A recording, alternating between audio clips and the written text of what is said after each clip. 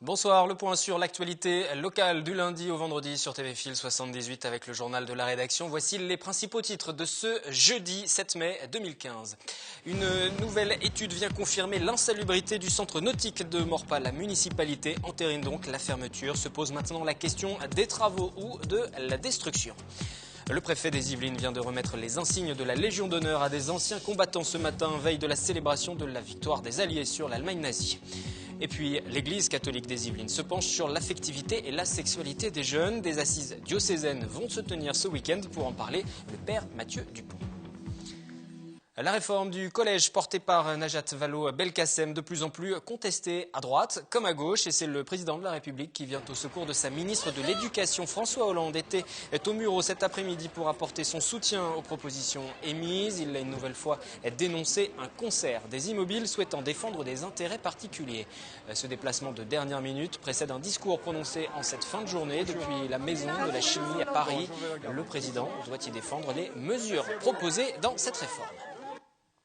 5 à 6 000 suppressions de postes dans le monde, dont 4 à 5 000 en France. L'annonce d'un plan social par Areva ce jeudi n'a pas surpris grand monde. Les pertes records enregistrées par le géant du nucléaire ces dernières années, 4,8 milliards uniquement en 2014, nécessitent une baisse des effectifs. Et cela concernera le site de Montigny, le Bretonneux, où travaillent 1 millier de salariés. Reste à déterminer à quel degré la négociation avec les syndicats pour structurer le dialogue social et la gestion des emplois et des compétences est en cours, annonce la direction. Areva prévoit également 1 milliard d'euros d'économies sur les 3 prochaines années. Le troisième et dernier audit du centre nautique de Maurepas a confirmé les craintes. Plusieurs éléments métalliques subissent une corrosion avancée menaçant la stabilité des assemblages. La municipalité a donc annoncé la fermeture du site. Michael Elmidoro. Le centre nautique de Maurepas prend l'eau. La structure fermée depuis le 7 avril le restera jusqu'à nouvel ordre. Un troisième audit a confirmé que plusieurs éléments de la piscine subissent une corrosion avancée. Conséquence, la stabilité de la piscine est menacée. Nous avons les faux plafonds qui menacent de s'effondrer et donc qui menacent la sécurité du public, et d'autres éléments structuraux également qui risquent la rupture. Et donc je prends toutes les mesures qui s'imposent pour protéger le public. Je ferme donc jusqu'à nouvel ordre la piscine de Maurepas. Cette fermeture fait beaucoup de vagues dans la commune. Une pétition baptisée Maurepas sans piscine c'est non a été lancée par l'opposition municipale pour sauvegarder le centre nautique. En tout cas, nous, on fera ce qui est en notre pouvoir pour maintenir cette piscine-là. Il y a une forte attente, comme je vous disais tout à l'heure, des habitants qui sont vraiment attachés à cette piscine qui dépasse en fait le cadre de la piscine. Donc aujourd'hui, nous, on continue la mobilisation. Et plus nous serons à nous mobiliser sur le maintien d'une piscine publique à Maurepas, plus nous aurons la capacité d'y arriver. En tout cas, ce qui est sûr, c'est que nous, on ne baissera pas les bras. Une réunion sur ce thème sera organisée ce samedi à 11 h au café Le Maurepas. L'opposition municipale apportera des informations sur les différents audits réalisés sur le centre nautique. Une pétition et des critiques injustifiées selon le maire de la commune. Tout le monde comprend et tout le monde savait d'ailleurs l'état de cette structure. D'ailleurs, je me pose des questions. Pourquoi les travaux n'ont pas été réalisés en 2007 ou 2008, puisque les 700 000 euros qui étaient déjà prévus par l'audit de 2009 ont été refusés par l'ancienne équipe. Je me pose des questions, pourquoi? Si ça n'avait pas été refusé, si ça avait été engagé, on n'en serait pas arrivé là. On aurait pu penser d'autres solutions alternatives, mais évidemment, il n'y a qu'un responsable, et c'est le maire de Maurepas. 2 pistes sont désormais à l'étude par la mairie, une réhabilitation de la structure ou la construction d'une nouvelle piscine. En janvier prochain, Maurepas intégrera la communauté d'agglomération de Saint-Quentin en Yvelines. Le maire UMP mettra le dossier sur la table. Alors pour le moment, nous n'en avons pas parlé ensemble. C'est une priorité pour les villes de Maurepas, d'Élancourt et de Coignères. Donc nous allons mettre ce dossier sur la table. Et évidemment, je pense que ça fera partie des négociations. Mais en tout cas, il faut que la piscine de Maurepas soit une priorité pour la communauté d'agglomération de Saint-Quentin. À mon avis, il n'y aura pas de financement total du nouveau centre aquatique de Maurepas. Mais il y aura des aides, comme on fait pour chaque commune. Après, à chaque commune, de savoir bien utiliser les aides financières qui viendraient de la communauté d'agglomération. Un dossier important, 170 000 personnes dont 40 000 scolaires fréquentaient la structure tous les ans. Politique, première conférence de presse depuis son entrée en campagne pour Valérie Pécresse, candidate UMP au régional en Ile-de-France. L'occasion pour elle de présenter les 10 porte-paroles qui l'accompagneront pendant cette campagne, mais également de fustiger l'action du Parti socialiste à la tête de la région Ile-de-France depuis 17 ans. À son président, notamment Jean-Paul Huchon, la députée des Yvelines demande des comptes. La campagne a certes débuté tôt pour elle, mais c'est pour faire réagir ses adversaires politiques, explique-t-elle. On l'écoute. Je propose que ce mois de mai soit consacré à ce qu'on prenne bien conscience qu'en 17 ans, les comptes qu'ils ont à rendre aux Franciliens sont mauvais. Mais là, vous prenez de l'avance sur le PS. Et je les oblige surtout à essayer de faire le bilan de la façon dont ils ont géré 11,5 milliards d'euros d'argent public.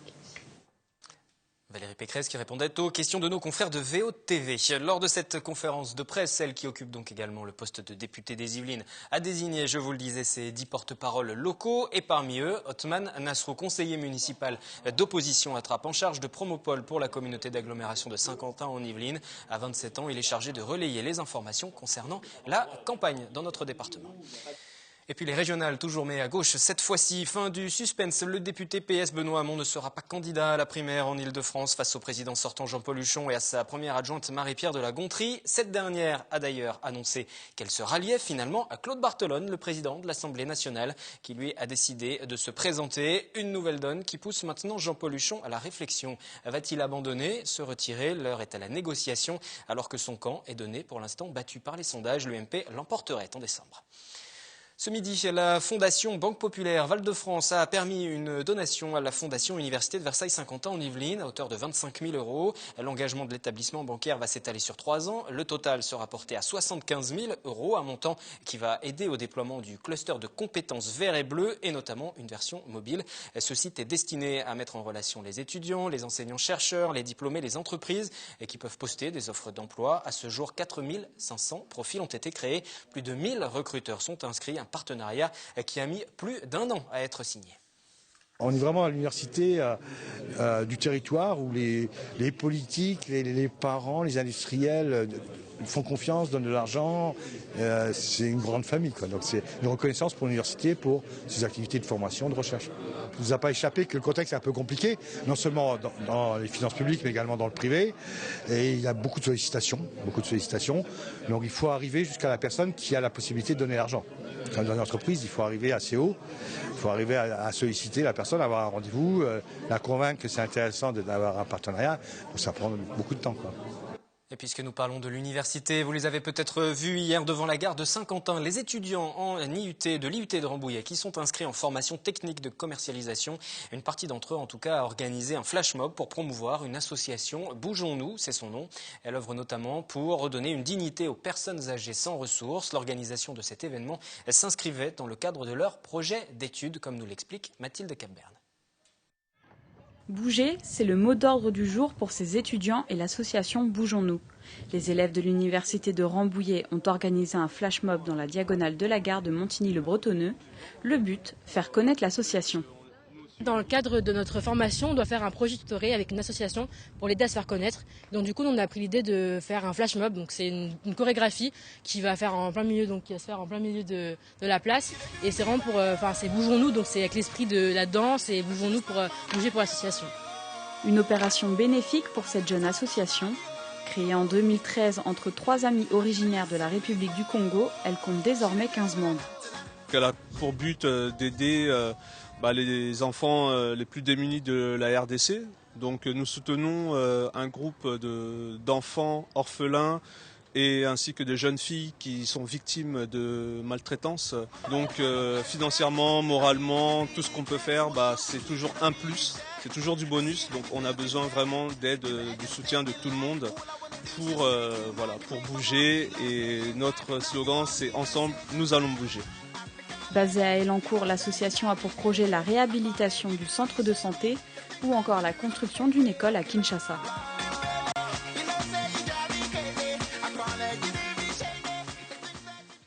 Le journal qui se poursuit avec l'Église catholique qui se saisit d'un sujet délicat. Des assises sont annoncées à partir de demain jusqu'à vendredi à Versailles sur le thème affectivité et sexualité des jeunes, les 10-18 ans. L'invité de ce jeudi, le père Mathieu Dupont. Bonsoir. Vous êtes supérieur du séminaire diocésain de l'Église catholique dans le département. Vous faites partie des organisateurs de ce rendez-vous. Aujourd'hui, l'Église, sous l'impulsion, on sans doute aussi, du pape François, ne se refuse aucun sujet. Je vais tout de même préciser qu'en début de semaine, justement, le pape avait déjà invité protestants et catholiques à dialoguer sur la sexualité et à dépasser l'idée des catholiques rétrogrades et des protestants laxistes. Oui. Eh bien, de fait, ce sujet, en fait, nous touche tous, vous et moi. Avant d'être catholiques, protestants, nous sommes hommes et femmes. Et il y a en fait un peu plus de 3 ans, notre évêque, Monseigneur Aumonier, l'évêque du diocèse de Versailles, donc le département des Yvelines, avait consulté l'ensemble des chrétiens catholiques des Yvelines. Et dans cette consultation, qu'on appelle un synode dans l'Église, eh bien, avait surgi ce sujet de l'éducation affective et sexuelle, notamment des jeunes, des 10-18 ans. Et donc, c'est fort de cela que notre évêque a créé une commission dont j'ai fait partie. Et cette commission a eu comme premier objectif, c'est d'abord de se confronter à la réalité. De quoi parlons-nous, au-delà de nos idéologies, au-delà parfois des précompréhensions que nous avons. Et donc, nous sommes allés à la rencontre de professionnels, croyants ou non, qui ont pu nous faire remonter les paroles des jeunes. De quoi parlent-ils ? Et c'est à partir de là que nous avons commencé à réfléchir et à monter ces assises telles qu'elles vont se vivre, donc demain et après-demain à Versailles. Et vendredi également. Pour l'Église catholique, si je vous dis que la sexualité et le plaisir sexuel sont liés au mariage, restent forcément liés aussi à la procréation, est-ce que c'est une image dépassée ? C'est une image, j'allais dire, partielle. Bien sûr, ces 3 mots que vous avez évoqués, mariage, plaisir, procréation, sont appelés à être compris dans un ensemble. Aujourd'hui, on peut aller un peu trop vite dans des slogans qu'on a pu entendre. L'Église est contre le plaisir, tout réside uniquement dans le mariage. Non, il y a comme un cheminement que nous avons tous à faire, qui commence de la petite enfance, passant par l'adolescence, bien sûr jusqu'à l'âge adulte. Et c'est dans ce cheminement-là que nous voulons permettre à chacun, j'allais dire, d'humaniser sa sexualité.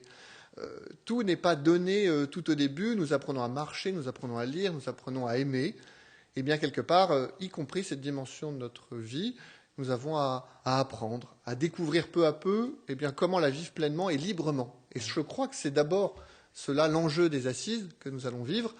Et puis aussi, c'est ce message que nous avons à découvrir, comment articuler par exemple plaisir et sentiment, comment articuler plaisir et confiance, comment articuler plaisir et durée. Voilà 2 mots qu'on associe.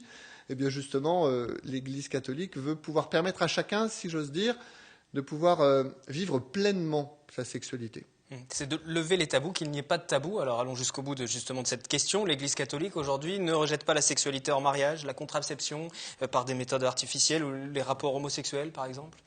L'Église aujourd'hui veut accueillir la sexualité telle qu'elle se présente à nous et telle que nos contemporains les vivent. Elle veut l'accueillir, comme je l'évoquais, de façon réelle, mais aussi en réfléchissant. De quoi parlons-nous ? Nous ne sommes pas qu'un corps, nous sommes certes un corps. Et aujourd'hui, par exemple, à la suite des discours ou des catéchèses, des enseignements qu'a pu donner le pape Jean-Paul II, nous avons certainement redécouvert dans l'Église la place du corps. Qu'est-ce que nous dit le corps ? Le corps n'est pas qu'une simple enveloppe, n'est pas un simple objet que je peux utiliser. Le corps me dit quelque chose. Et comment je vais essayer, dans toute ma vie, d'intégrer ces dynamismes, ces pulsions, ces désirs qui sont bons, et comment je vais, avec mon intelligence, avec ce que je suis, permettre d'unifier, mon amour, cette humanité que chacun d'entre nous porte. Ce week-end, 350 éducateurs, parents, enseignants, prêtres, catéchistes, responsables de mouvements de jeunesse qui vont se retrouver, appelés, vous l'avez dit, par Monseigneur Éric Aumonier, l'évêque de Versailles. Ce sera au lycée Jean-Saint-Ulst à Versailles. Ce sont les différentes questions, on imagine, qui seront abordées, ce que je vous posais tout à l'heure. Mais finalement, quel est le but ? C'est d'apporter des réponses aux adultes pour qu'ensuite ils puissent communiquer aux jeunes, ou vous allez vous adresser directement à ces jeunes ? Le but, comme vous l'avez évoqué, c'est d'abord de réunir des éducateurs qui viennent de partout, des établissements d'enseignement catholique, mais aussi de ceux qui sont dans les aumôneries de l'enseignement public, de différents mouvements, je pense au scoutisme. Je pense aussi à des professeurs ou des professionnels qui vont se rassembler ensemble, non pas pour entendre une vérité qu'il faudrait plaquer, mais pour accueillir la parole des uns et des autres, pour faire surgir une proposition. L'idée n'est pas uniquement de se rassembler pour brasser des belles idées, l'idée est de pouvoir, entre éducateurs, accueillir la réalité, réfléchir, recevoir l'éclairage, c'est vrai, de l'Église, mais aussi entrer dans une dynamique éducative. Comment ce que nous allons vivre ensemble va pouvoir se concrétiser dans des projets locaux Et donc, à la fin des assises, seront lancés une vingtaine de projets locaux rassemblant les éducateurs selon en fait les régions des Yvelines où ils œuvrent. Il y aura des projets concrets, c'était la volonté d'Éric Aumonier. Tout à fait. L'idée est vraiment d'accueillir la réalité pour pouvoir ensuite, concrètement au plus près, c'est-à-dire que ça ne parte pas d'en haut pour descendre, mais que chacun, là où il est, chaque acteur puisse ensemble œuvrer à une proposition qui vers plutôt peut-être les sixièmes, qui vers les lycéens, qui vers d'autres types de population, j'allais dire, de jeunes. Comment ça va se dérouler? Il y aura différents ateliers, différentes thématiques Alors, ces assises se déploient sur 2 jours. L'idée est d'avoir 4 portes d'entrée, comme nous les avons appelées. Une première qui sera commune à tous, accueillir la réalité. De quoi parlons-nous? Quelles sont les attentes des jeunes? La deuxième, plus philosophique, s'interroger, qu'est-ce que l'on peut dire de l'homme aujourd'hui dans notre société, pas il y a 2000 ans, mais aujourd'hui, qu'est-ce que l'homme est? Une troisième qui sera plus théologique, alors n'ayons pas peur, théologique, c'est quel est le regard de l'Église sur l'homme? Cette Église qui est au service des plus pauvres, cette Église qui est attentive, et une encyclique de notre pape François arrive sur l'écologie, cette Église a aussi une parole simple et belle sur la sexualité. Et enfin, quatrième porte d'entrée, l'aspect éducatif. Donc, les participants vont passer dans ces 4 portes pour pouvoir réfléchir ensemble et ensuite, le samedi, en début d'après-midi, se retrouver pour se dire qu'avons-nous reçu, qu'allons-nous faire. Il y a des inquiétudes aujourd'hui de la part des adultes, au-delà même de l'Église, sur ces questions de sexualité qui touchent les plus jeunes, avec Internet par exemple. Il y a eu un sondage qui a été dévoilé par le Parisien justement hier sur ce sujet concernant la pornographie. Les adultes surestiment un petit peu le contact des 15-18 ans. 26% des adolescents ont déjà vu des films X, 39% des garçons contre 12% des filles, alors que la moitié des adultes pensent que c'est le cas pour quasiment la totalité des jeunes. Alors c'est vrai une surangoisse, une surinquiétude. Les études sont assez variées. Qu'il y ait une surinquiétude, ce n'est pas si étonnant. Quand on touche à la sexualité, on touche quand même à quelque chose qui nous est intime. Ce n'est pas des actes complètement anodins. C'est de ces actes-là que, de fait, nous sommes créés. Et donc, les adultes s'interrogent. C'est peut-être aussi le reflet, et nous l'avons constaté, qu'ils s'interrogent eux-mêmes sur leur sexualité. Alors, de fait, il peut y avoir ce phénomène, j'allais dire, de projection. C'est pour ça que nous avons vraiment voulu partir des jeunes tels qu'ils sont aujourd'hui, et non pas tant, ce que j'évoquais tout à l'heure, des projections que nous pouvons avoir de nos angoisses, de nos peurs. Il y a certainement un enjeu dans ces assises, j'allais dire d'apaiser. C'est-à-dire paisiblement, de quoi parlons-nous, vers quoi allons-nous? 9 adolescents sur 10 qui estiment que le sexe est moins important que le fait d'aimer et d'être aimé en retour, voilà qui va sans doute vous faire plaisir, selon une enquête de l'Institut Ipsos, celle que je citais, qui a été publiée par Le Parisien. Pour conclure, l'Église a un rôle véritablement à jouer, selon vous, dans la formation affective et sexuelle des jeunes. C'est la place de l'Église? Mais je crois que tout ce qui touche à l'homme touche à l'Église. C'est-à-dire que ce que j'évoquais tout à l'heure, humaniser, permettre à chacun de découvrir vraiment son humanité, c'est le projet de l'Église.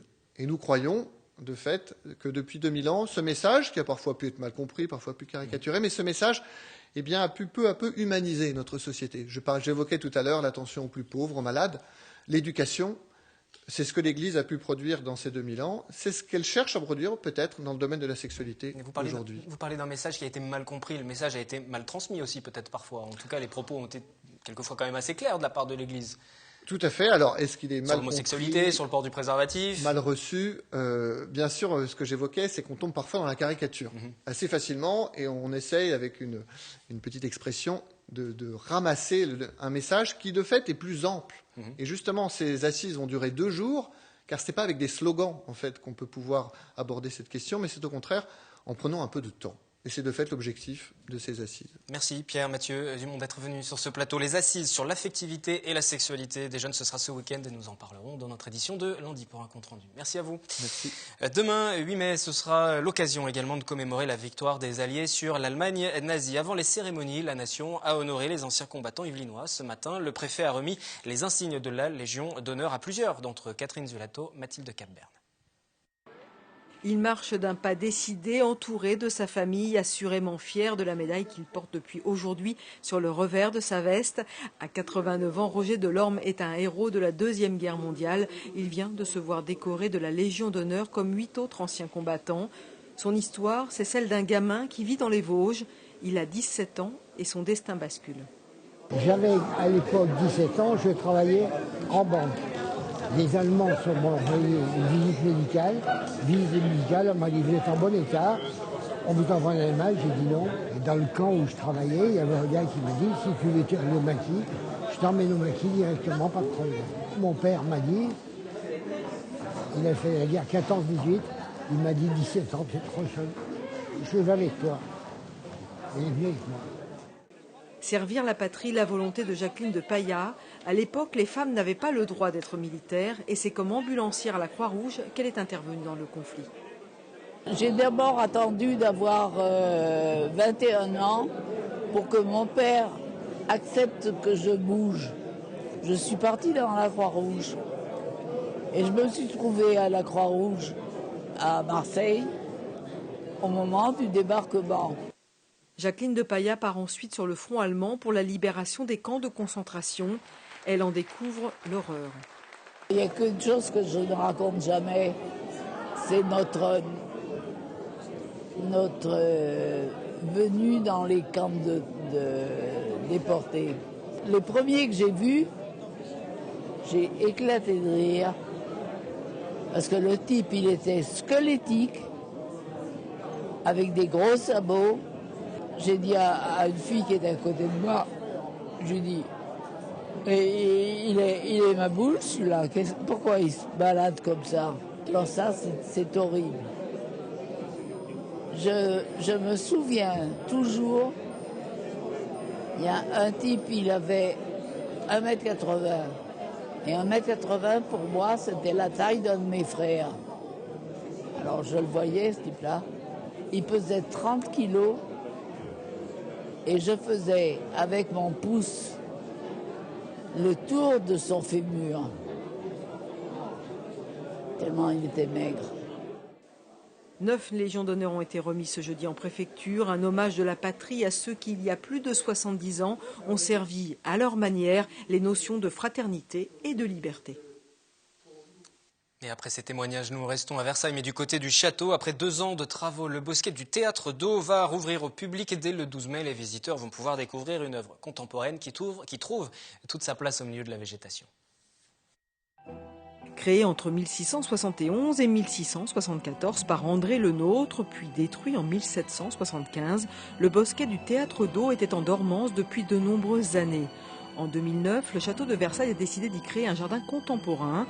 Le paysagiste Louis Bénèche et l'artiste Jean-Michel Ottoniel, lauréat du concours international lancé pour le réaménagement du bosquet, ont ainsi créé un projet audacieux dont les travaux ont débuté en mai 2013. Jean-Michel Ottoniel a réalisé 3 sculptures fontaines monumentales appelées joliment les Belles Danses. Ces œuvres en verre de Murano s'inspirent directement des ballets donnés par Louis XIV. Pour moi, c'est vraiment une première puisque j'ai jamais fait ça avant à cette échelle et surtout dans un lieu aussi prestigieux. Donc c'est assez un moment, je pense, inoubliable et unique. Il y a aussi le côté festif et joyeux puisque d'un coup les sculptures prennent vie, elles deviennent vraiment des danses comme je les ai rêvées, c'est-à-dire que l'eau vient amplifier le mouvement des perles. On est vraiment dans quelque chose qui raconte une histoire, qui raconte aussi l'histoire de Versailles et l'histoire de la danse du roi. Cette réalisation sera présentée au public à partir du 12 mai. Les 2 artistes ont conçu leur création à partir du vestige du bosquet. Les effets d'eau jouent avec le végétal, une œuvre très contemporaine, alors qu'on célèbre cette année le tricentenaire de la mort de Louis XIV. Et si vous aimez l'eau, vous allez apprécier ce que vous réserve l'île de loisirs. Attrape pour ce week-end, un drôle d'engin baptisé Aéroscoot sera disponible gratuitement. Pour TV Phil, c'est Mickaël Elmidoro qui a suivi la première initiation en avant-première. Sensation forte garantie sur l'île de loisirs de Saint-Quentin-en-Yvelines. Jusqu'à ce dimanche, des sessions d'aéroscoot sont programmées gratuitement. Ce sport très en vogue chez les milliardaires est désormais accessible au plus grand nombre. Je vais mettre ma combi et je viens vous présenter ce sport unique. Alors bonjour Philippe Henry. Bonjour. Alors ça fonctionne comment cet engin? Alors c'est un engin de sport propulsé, unique au monde, qu'on a inventé. Donc on a délocalisé le système de propulsion sur la berge pour propulser à l'aide d'un tuyau cette petite machine. Et donc on monte dessus, hein, c'est ça? Tout à fait. Attends.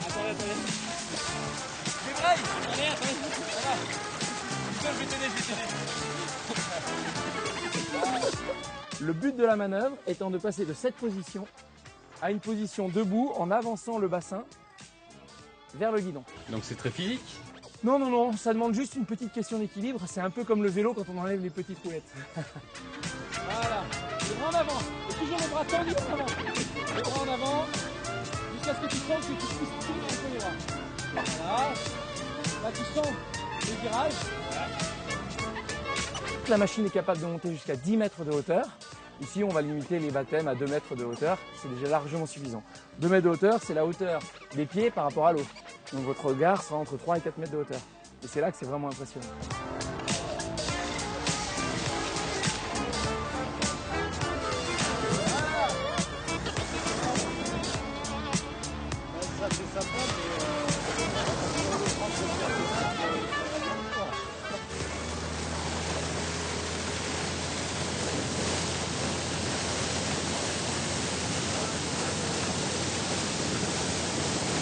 C'est vraiment un sport avec plein de sensations, c'était vraiment super sympa. En tout cas, Wilfried, je te conseille d'essayer. Encore faut-il réussir à faire du vélo sans les petites roulettes. C'est la fin du journal de ce jeudi 7 mai. Je vous retrouve lundi. Très bon week-end prolongé. Tout de suite, Fileco avec Florane Parfait.